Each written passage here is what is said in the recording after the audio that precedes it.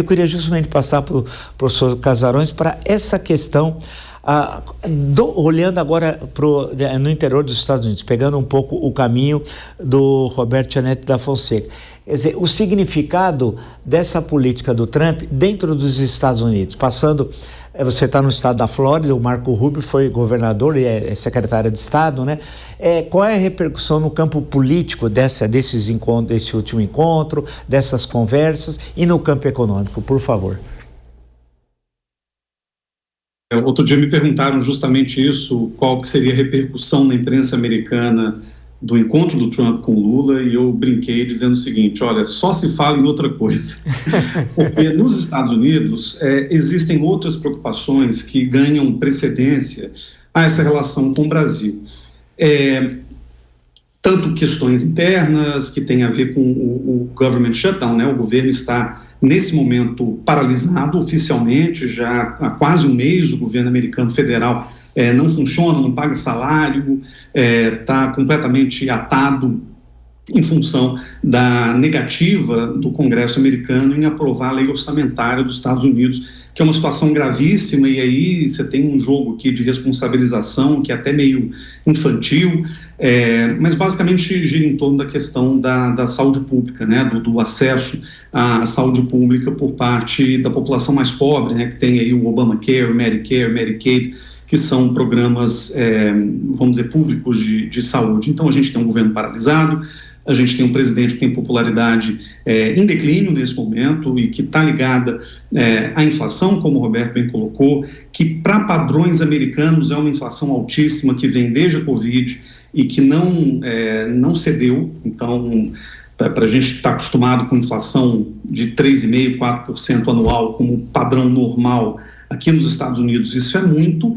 E o pior, essa inflação está sendo puxada sobretudo por duas coisas, né? O preço dos alimentos, em primeiro lugar, e o preço da moradia, em segundo lugar. Veja que tem um candidato em Nova York, a prefeitura de Nova York, o Zoran Mandani, que tem batido muito nessa tecla. Ele é um socialista democrático, por assim dizer, é um sujeito que apareceu no Partido Democrata quase como uma grande novidade ali na política local, e ele provavelmente ganhará a eleição municipal de Nova York batendo na questão, né, do affordability, como ele chama, né, que seria a capacidade, o poder de compra das pessoas, principalmente a questão dos aluguéis, que aqui na Flórida, no estado de Nova York, na Califórnia e em outros estados, tem sido um problema real para o americano. Então, em resumo, a preocupação da imprensa, ela passa muito ao largo daquilo que para nós é crucial. A imprensa brasileira noticiou em peso aquilo que aconteceu, né, em Kuala Lumpur, o encontro do Lula com o Trump, as falas do Lula, inclusive, né, muitos mostraram lá um momento em que o presidente Lula se irrita com a imprensa, pede para o pessoal interromper e fazer perguntas depois da conversa, enfim.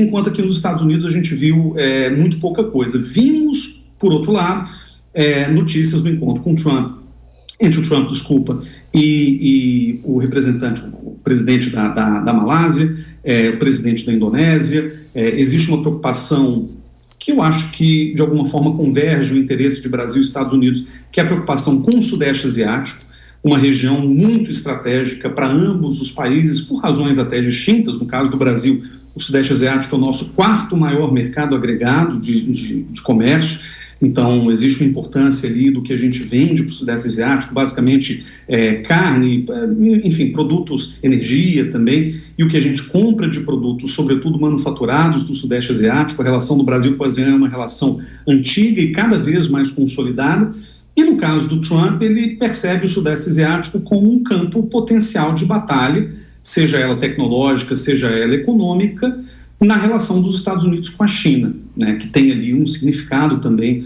para o governo americano. Então, o que a imprensa tem repercutindo aqui, está repercutindo, tem muito a ver com essa questão da visita do Trump ao Sudeste Asiático. Não são comuns idas de presidentes americanos à cúpula da ASEAN, como foi o que aconteceu agora, então isso ganhou um certo destaque. E o Brasil aparece tangencialmente justamente nessas preocupações que o Roberto muito bem colocou, sobretudo a questão do café, que aqui nos Estados Unidos tem um simbolismo cultural até, né? O Starbucks e outras redes de café importantes que fazem parte do dia a dia do americano médio, estão sofrendo aí uma pressão muito grande por causa do aumento do preço do café, que, se não me engano, subiu mais de 100% nos últimos 2 anos. Então tem aí uma questão que é muito fundamental para o americano. Agora, onde a gente vê uma certa preocupação com relação ao Brasil como o Roberto também falou, no Congresso americano. O Senado aprovou hoje essa rejeição do decreto do Trump, né, do uso da lei de emergência econômica contra o Brasil. Provavelmente ela não passará na Câmara, essa derrubada não passará na Câmara, então as coisas tendem a ficar do jeito como estão, mas parece que há uma preocupação, inclusive, de alguns republicanos, de estados onde essa questão inflacionária, onde há, por exemplo, uma diáspora brasileira, e esse tema acaba sendo um pouco mais central. A gente vê alguma preocupação com relação ao Brasil no setor produtivo americano, porque nas cadeias produtivas daqui há uma certa dependência de produtos brasileiros. A gente se esquece desse dado, que é um dado muito importante: quase 70% do que o Brasil vende para os Estados Unidos é produto manufaturado.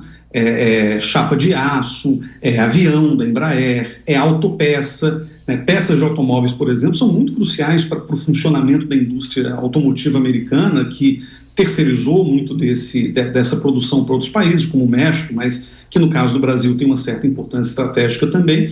E acho que o ponto mais fundamental, para além do que a imprensa noticia ou deixa de noticiar, é o fato muito bem colocado pelo Roberto de que o Trump, ele não só não gosta de perder, como ele não gosta de perdedores. E aí a gente ouviu alguns relatos recentes do Itamaraty, de membros do Itamaraty, dando conta de que um dos possíveis fatores pelos quais o Trump nutriu uma certa simpatia, desenvolveu uma certa simpatia pelo presidente Lula, tem a ver com o fato de que ele vê o Lula como uma figura de resiliência, né? O Lula parece que contou para ele, nessa conversa privada em Kuala Lumpur, da sua experiência na cadeia, né? Nos 580 dias que ele passou na cadeia. Então, até para poder se contrapor ao ex-presidente Bolsonaro, né, que enfim, diz que está sendo perseguido pela justiça, que também prendeu o Lula, né? Então, parece que o Lula contou um pouco dessa história, parece que o Trump também tomou conhecimento um pouco dessa trajetória política do presidente Lula e passou a encará-lo como uma figura resiliente, como uma figura de uma certa relevância política, para além dos rumores que o Trump frequentemente ouvia sobre o que era bem e mal no Brasil, o que era comunismo, o que era, né, os patriotas de verdade e assim por diante. Então, parece que o Trump agora admira um pouco essa personalidade do Lula. George W. Bush, no passado, desenvolveu também uma relação de boa amizade com o Lula, que eu não acho que vai acontecer agora, mas é interessante a gente ver que o Lula conseguiu cativar tanto democratas quanto republicanos ao longo, né, dessas relações bilaterais em que ele era presidente. E eu diria que o Trump, além de gostar de presas e não de vencedores e não de perdedores, eu acho que é uma questão importante também, que é a percepção dos Estados Unidos da centralidade que o Brasil tem, não só econômica, como também geopolítica. Eu volto ao ponto aqui: geopoliticamente, o Brasil é uma peça muito estratégica na disputa que os Estados Unidos vem tentando travar na América Latina para resgatar a região latino-americana como uma esfera de influência dos Estados Unidos. Panamá, da Groenlândia, na realidade, passando pelo Panamá, até agora as relações mais recentes com a Venezuela, tudo faz parte de um plano mais amplo de projeção americana sobre a região, e contar ao menos com essa, não vou dizer anuência, mas com essa parceria com o Brasil em alguns dos objetivos políticos dos Estados Unidos é algo que para o governo Trump parece ter interessado bastante, e isso mudou a percepção que a Casa Branca, né, tem sobre o Brasil, que no fim das contas é uma coisa muito positiva.